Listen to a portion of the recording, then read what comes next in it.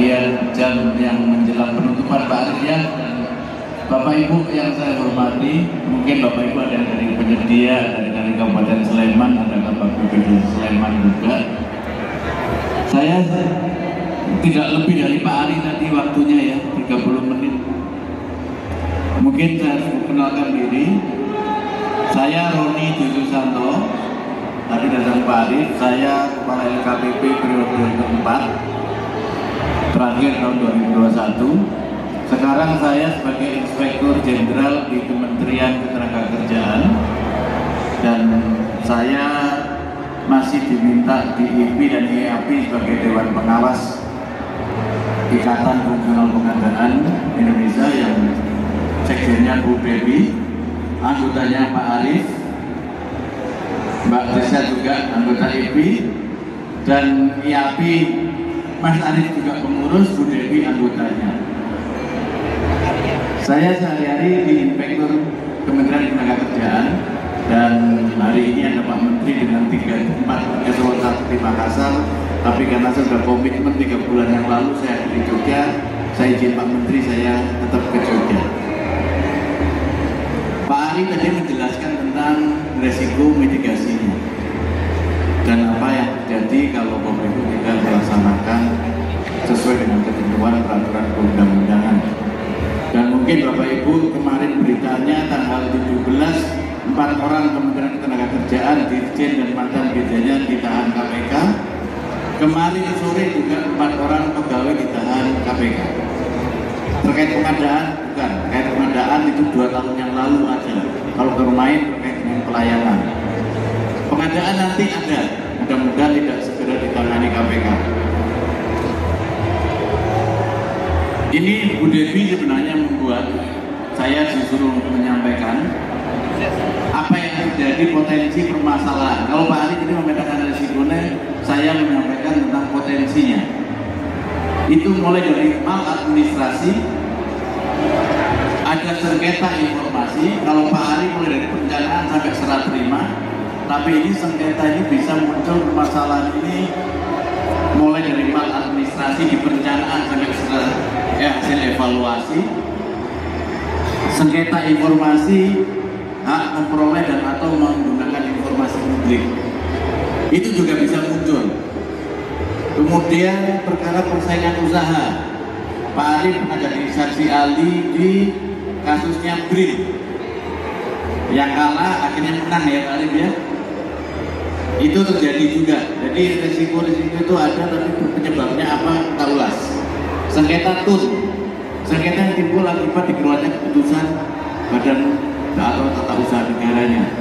Sengketa perdata, hak kewajiban dalam perjanjian. Biasanya Bapak Ibu penyedia ada kemahalan harga, dari pihak BPK diminta untuk mengembalikan. Tapi Bapak Ibu boleh mengatakan tidak mau mengembalikan kalau sebagai penyedia. Berdasarkan hasil evaluasi, harga saya waktu itu memang segitu. Kalau harga bulan 1, bulan Januari harganya misalkan 100, harga bulan 9 harganya cuma 80, terus BPK memeriksa atau auditor memeriksa ada kemahalan harga ini. Barang yang sama kenapa selisih 20? Itu tidak bisa serta-merta dikatakan yang pengadaan bulan Januari kemahalan harga. Ya, jadi Bapak Ibu, kalau Bapak Ibu sebagai penyedia tiba-tiba disuruh mengembalikan gara-gara hasil audit menyatakan terjadi kemahalan harga, Pak, karena itu urusannya berdata, akan masuk pidana. Kalau Bapak Ibu sebagai penyedia bilangnya begini, Pak, saya nggak mau kembaliin selisihnya karena sudah saya setorkan kepada yang beli, itu masuknya pidana. Kalau berdata Bapak Ibu bisa semacam bernegosiasi. Waktu itu nggak mahal Pak, 100 itu Pak. Kalau sekarang 80 memang banjir suplainya. Pada saat Januari itu sangat terbatas suplainya, sehingga harga saya 100. Jadi nggak mungkin Bapak mengatakan saya kemahalan harga. Kalau sebagai pihak BPK lakukan kajian, bahwa yang ditemukan BPK itu tidak sesuai, sehingga tidak relevan untuk ditindaklanjuti. Tapi kalau penyedia bilang, Pak, kami nggak mau balikin Pak, yang 20 waktu itu memang kami terima Pak, tapi kami setorkan lagi kepada yang beli Pak, karena ada perjanjian, nanti harganya 100 ya. sisanya nanti kickback, balikin ke saya. Dari perdata bisa pindah ke pidana. Itu yang sering terjadi. Tapi kalau biasanya pembelinya pinter, penyedia duitnya dipegang dulu ya. Nanti kalau suruh balikin, baru store. Kalau ada temuan BPK, baru store. Tapi kalau nggak ada temuan sampai bulan ke-5, bulan Mei, tolong di store ke saya. Banyak yang begitu Pak. Saya suruh setor sekitar 1 miliar Pak, hasil teman BPK. Cuma 1 minggu kurang sudah kembali uangnya. Dan tidak hanya 1-2 tempat. Beberapa tempat saya minta seperti itu. Kembali semua uangnya. Artinya apa? Memang sudah terjadi pemufakatan jahat. Jadi kalau Bapak Ibu sebagai pembeli, tolong jangan merasa aman kalau suatu saat Mei hasil temuan BPK tidak suruh mengembalikan. Jangan lupa pasal 12E kalau Bapak Ibu sebagai penyedia diperas oleh pembeli. Pokoknya kalau kamu nggak mau ngasih saya 10%, saya nggak mau beli. Beda dengan Bapak Ibu, Pak tolong dibeli barang saya, nanti saya kasih 10%. Itu pasal 5 Undang-Undang Tipikor kalau Bapak Ibu jual. Kalau Bapak Ibu meres, Bapak Ibu kena pasal 12E. Tapi kalau Bapak Ibu baik penyedia, Pak saya nggak dimintain Pak, saya berterima kasih dari kasih kerjaan, untungnya saya kasih ke pembelinya Pak. Itu Bapak Ibu cuma masuk pasal gratifikasi. Kalau yang terima 30 hari tidak mengembalikan, itu tidak pidana korupsi. Kedaluarsanya berapa tahun Bapak Ibu? 18 tahun. Jadi jangan lupa, kedaluarsanya pasal 5, pasal 12B, pasal 12E itu 18 tahun. Roni, saya dulu pernah di KPK, pernah deputi pemantauan di Bappenas, itu tahun 2015 misalkan. Saya kembali ke Bappenas, saya sebagai deputi pernah korupsi di sana, itu 2032. Kalau nggak ada kasus, saya berarti aman. Tapi tiba-tiba 2026, Pak, waktu Bapak deputi dulu pernah korupsi Pak, baru dibuka sekarang, masih bisa. Kasus KPK itu ditarik sampai 2009, ditangani di 2025. Kasusnya Dirjen Anggaran ditarik waktu dia menjadi Kepala Biro Umum tahun 2012. Kenapa banyak pensiunan akhirnya masuk ke perkara perdata pindah ke pidana? Karena merasa aman. Ini yang bahaya. Ini uraian sengketa informasi itu penyampaian informasi lebih waktu yang diatur. Penolakan atas permintaan informasi atau penolakan itu Bapak bisa maknanya tidak harus dengan kalimat menolak. Kalimatnya bisa silakan dibaca. Padahal yang dibaca itu yang menimbulkan pertanyaan minta penjelasan. Biasanya di protes unwissing itu terjadi. Tidak disebarkannya informasi berkala, tidak ditanggapinya permintaan informasi. Permintaan informasi tidak ditanggapi sebagaimana diminta, tidak dipenuhinya permintaan informasi dan pengenaan biaya yang tidak wajar. Kalau Bapak Ibu ada PNBP-nya tidak masalah. Tapi kalau ada pengenaan biaya untuk minta informasi, itu yang tidak wajar, itu yang tadinya sifatnya normal karena berterima kasih akhirnya masuk ke pungli. Karena orang biasanya kalau butuh informasi itu saya bisa, tapi tolong dikasih uang. Ini bisa masalah berikutnya sengketa tun. Sengketa tun itu surat penetapan pemenang. Itu bisa diketunkan juga sehingga ada yang menang dibatalkan, dievaluasi ulang. Surat penetapan daftar hitam, misalkan Bu Debi di Kemkes akan mengeluarkan daftar hitam. Biro PBJ keluarkan daftar hitam, diupload di tempatnya Pak Ali, itu bisa salah. Karena bukan PPK-nya, bukan tempatnya Bu Debi. Tapi KPA-nya, PPK-nya tempat Bu Debi, KPA-nya unit lain. Makanya harus mengeluarkan adalah KPA-nya. Walaupun itu di bawah Biro PPK-nya. Tapi KPA-nya direktorat lain di luar Biro PBJ. Itu bisa disengketatunkan. Atau Bapak Ibu merasa tidak melakukan perbuatan mal kontrak, tapi itu diberikan daftar sanksi, daftar hitam. Jawaban sanggah banding. Ini Ini juga harus pembelajaran terus Pak Ari ya, teman-teman. Pak Ari ini kan bagian dari Deputi HPS, Hukum dan Penyelesaian Sangga. Sering penyedia menyangganya bukan kenapa saya tidak dinilai faktor teknis saya, kenapa staf saya tidak dinilai. Sering nyangganya itu kenapa dia yang menang, kenapa bukan perusahaan saya. Itu nggak akan ditanggapi kalau menyangga seperti itu. Menyangga itu adalah kenapa faktor-faktor yang dilakukan evaluasi penilaian kok saya ada yang tidak dinilai sesuai dengan seharusnya yang saya peroleh nilainya. Kenapa bukti yang sudah saya sampaikan dianggap tidak ada bukti. Nyangganya seperti itu. Makanya tugasnya Pak Ari dan Mas Helvi dan kawan-kawan LKPP memberikan pelajaran kepada penyedia itu sangat penting. Hasil kualifikasi juga potensi sengketa tun. Ini undang-undang tentang anti monopoli sudah ada. Sengketa perdata itu terkait dengan penyajian dalam kontrak, putus kontrak, klaim gaji, ganti rugi dan sebagainya. Artinya ini Bapak Ibu, penyesuaian harga itu bisa juga sengketa perdata. Jangan seolah-olah semuanya pidana, enggak. Bapak Ibu, kemahalan harga itu nggak ada pidananya, itu perdata. Menjadi pidana kalau Bapak Ibu lebih Bapak bagi-bagi, ya. Perkara pidana itu jelas. Hukumnya pengadaan itu adalah administrasi pidana. Menjadi pidana kalau Bapak Ibu misalkan pasal 2 dilakukan.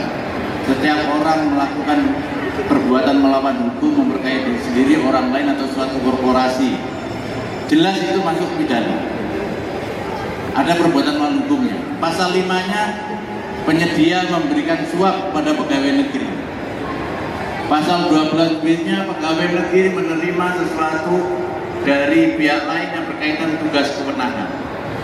Pasal 12E-nya pegawai negeri memeras kepada penyedia untuk mendapatkan keuntungan.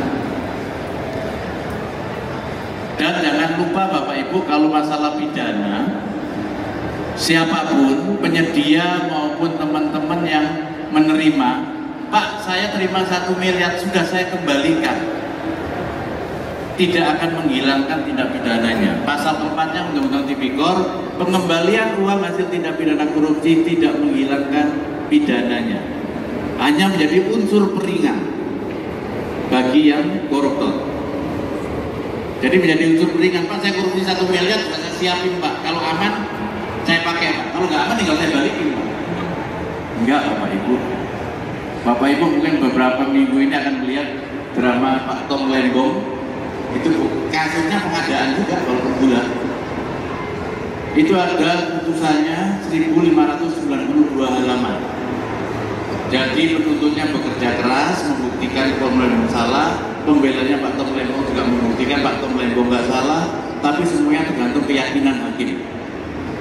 Pak Tom Lembong akan melakukan banding, itu haknya. Mudah-mudahan nanti bebas.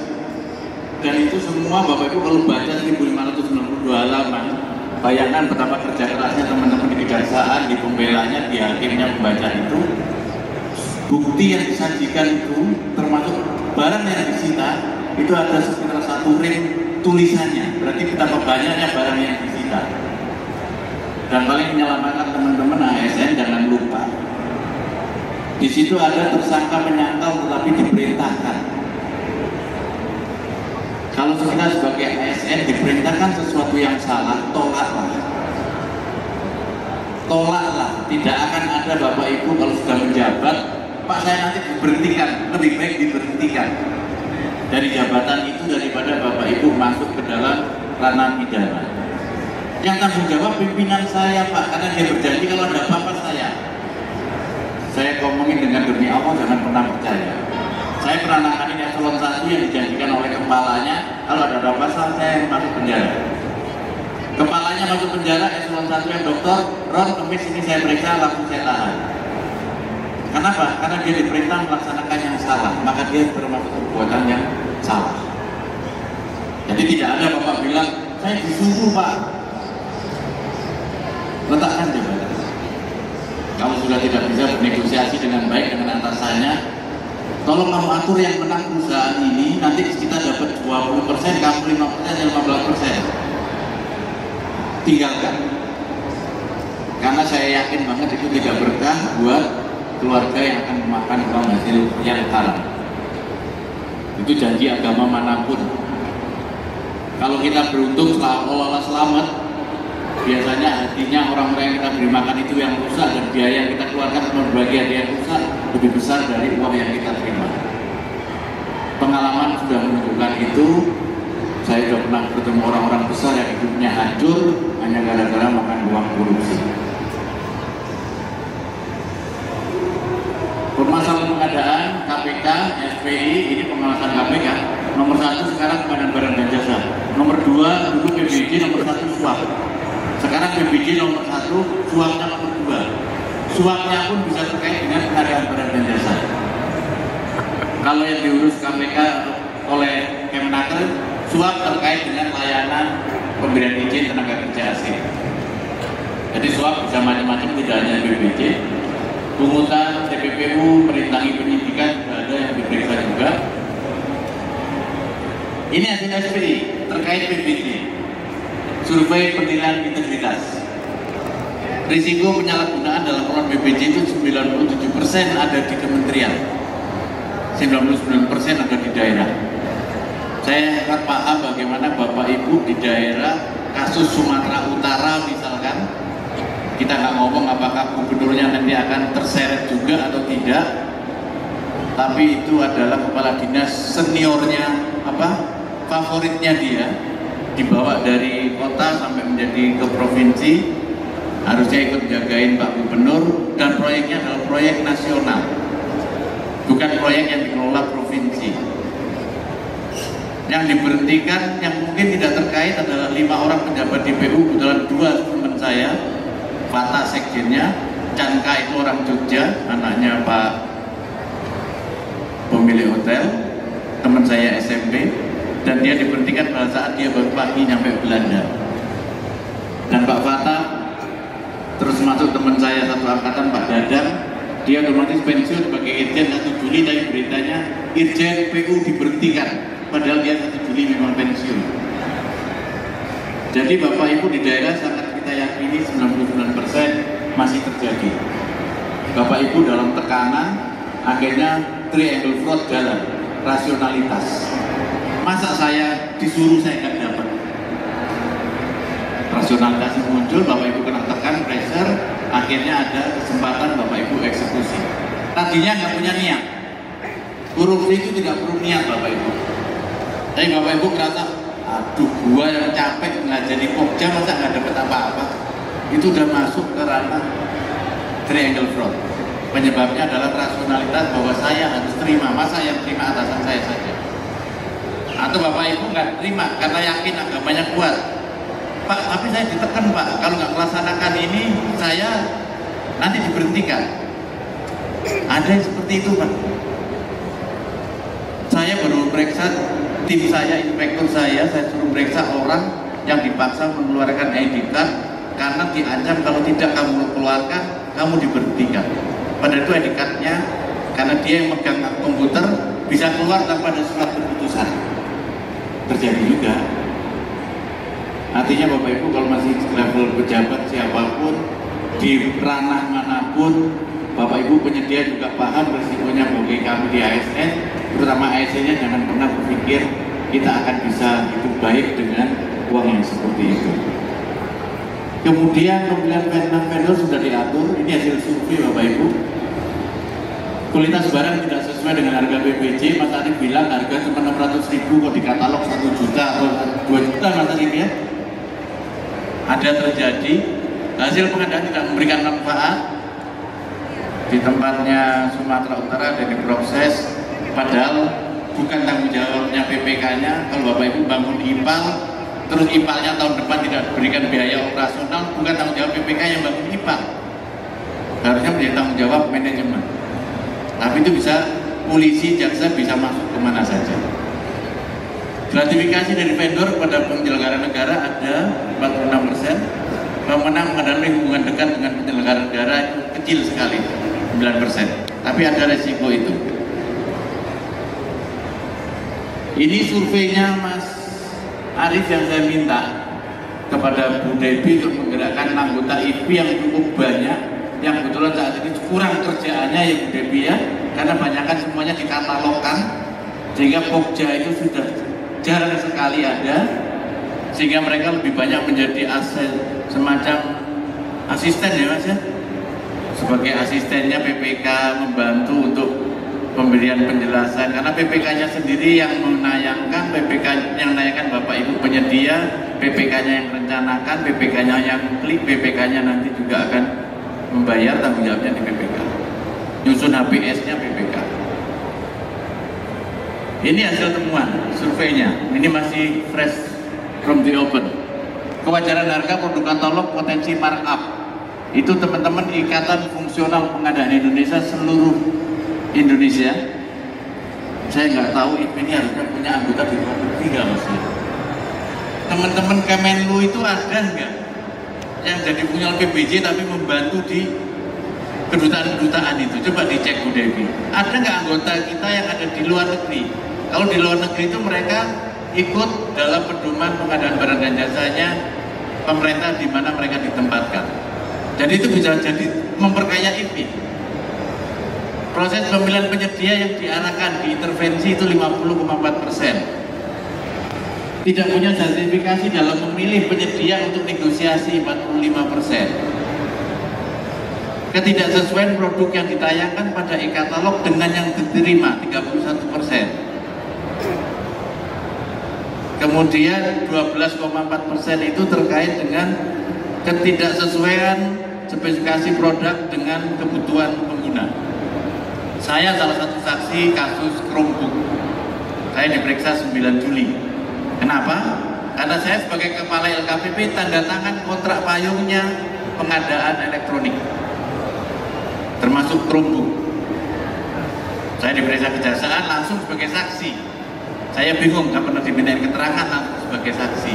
Alhamdulillah 17 Juli kemarin ditetapkan beberapa tersangkanya. Dan itu panjang ceritanya, mulai tahun 2019, mulai 2021 saya sudah keluar LKPP, 2020 saya tanda kontrak tayang, dan itu ada 300 perusahaan, tidak hanya 2-3 perusahaan. Harganya LKPP yang ngatur, tapi ada peraturan yang mengatakan butuhnya ada Chromebook-nya. Sehingga Bapak Ibu bayangkan Chromebook itu, Bapak Ibu di Sleman misalkan, kami pegawai negeri Sleman butuh handphone Android. Chromebook itu Androidnya. Mereknya bisa dari Cina, bisa dari Samsung, bisa dari manapun. Sehingga ada satu, oh pasti iPhone nggak bisa masuk. Oh kalau yang lain mau, berarti mereka harus install dulu Androidnya ke dalam HP-nya masing-masing. Chromebook-nya punya siapa? Jadi sebagai orang PBJ kan kita tugasnya mulai dari perencanaan sampai serah terima. Chromebook-nya dimanfaatkan nggak? Harga kalau ada Chromebook berapa? Tanpa ada Chromebook bisa nggak tetap kita belajar anak-anak itu? Hal itu yang kemarin akhirnya muncul, kenapa muncul Permendikbud mewajibkan Chromebook. Berarti ada satu yang tidak bisa masuk misalnya. Kalau mau masuk ya udah, salah satunya harus pindah, install Chromebook-nya juga di merek laptop mereka. Kemudian ada konflik kepentingan antara penyelenggara negara dengan penyedia, artinya ada kekerabatan dan sebagainya, ada tekanan dari atasan juga muncul 15,8%. Komunikasi dengan penyedia sudah dilakukan sebelum proses pemilihan.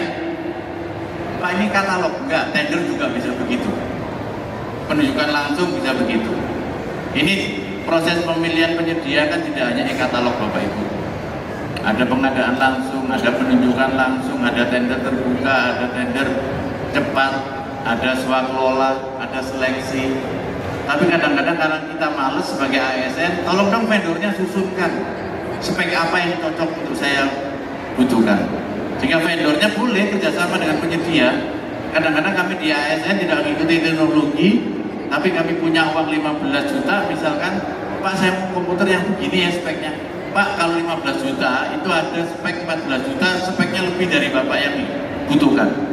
Itu boleh berkomunikasi dengan vendor, dengan prinsipal dalam rangka untuk membentuk sesuatu yang lebih bermanfaat. Tapi tidak boleh spek itu akhirnya kunci. Oh berarti penyedia ini aja yang bisa. Itu yang tidak boleh. Jadi tidak ada larangan teman-teman ASN berkawan akrab, berteman baik dengan para penyedia, boleh. Tapi niatnya satu, untuk merah putih, untuk kebaikan dari bangsa ini. Tapi kalau niatnya pokoknya saya untung, yang lain nggak boleh masuk, Pak. Bapak Ibu 18 tahun tadi tolong diingat. Dan saya yakin teman-teman Bapak Ibu yang ditangkepin oleh jaksa, polisi, jaksaan itu adalah pelapornya orang-orang di sekitar Bapak Ibu. Satu, mungkin sudah terlalu geli dengan apa yang kita lakukan sehingga mereka jijik.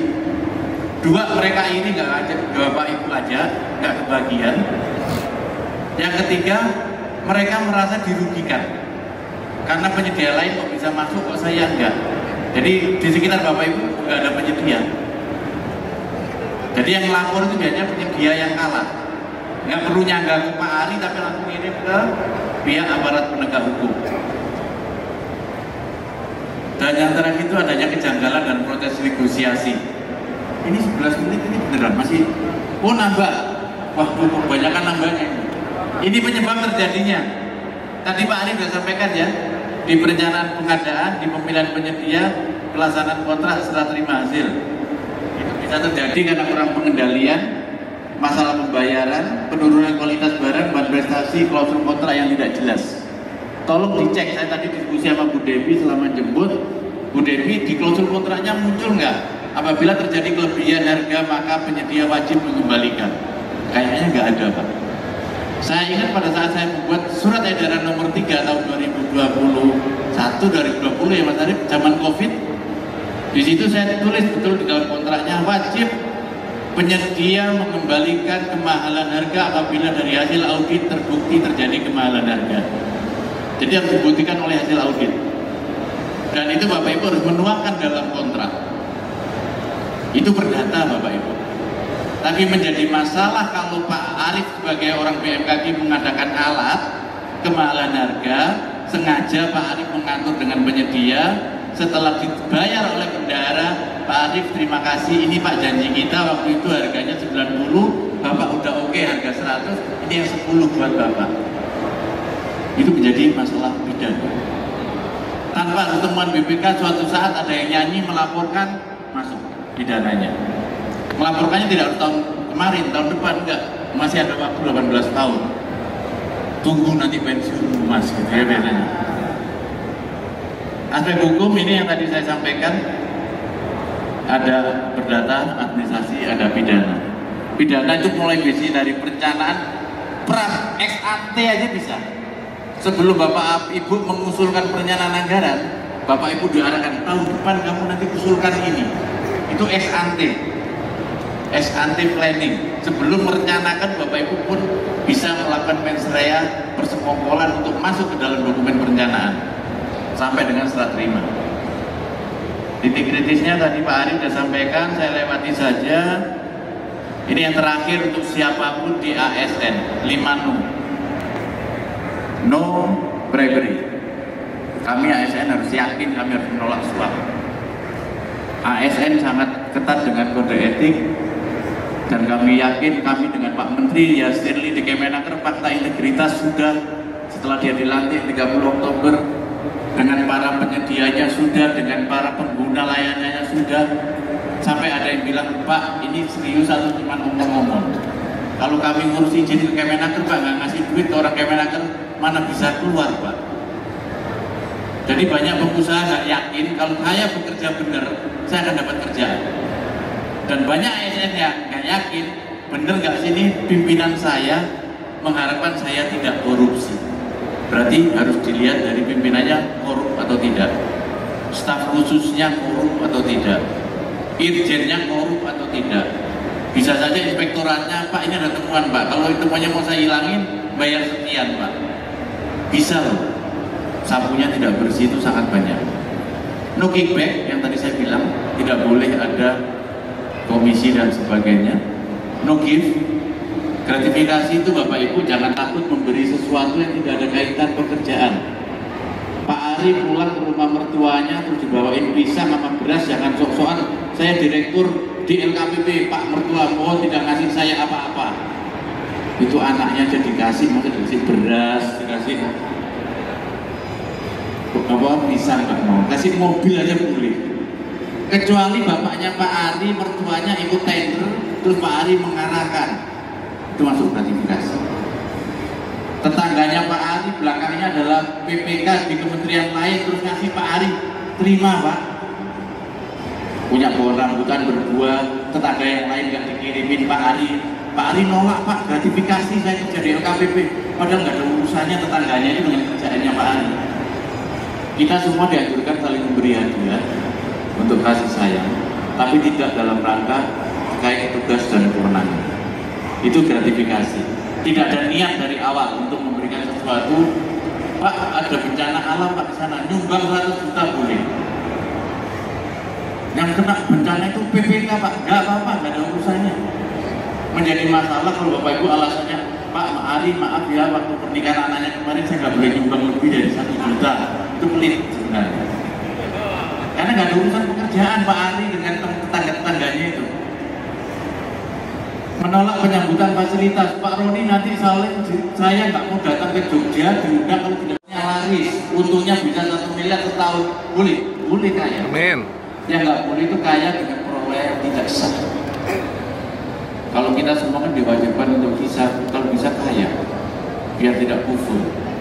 Tetapi kayanya seperti apa?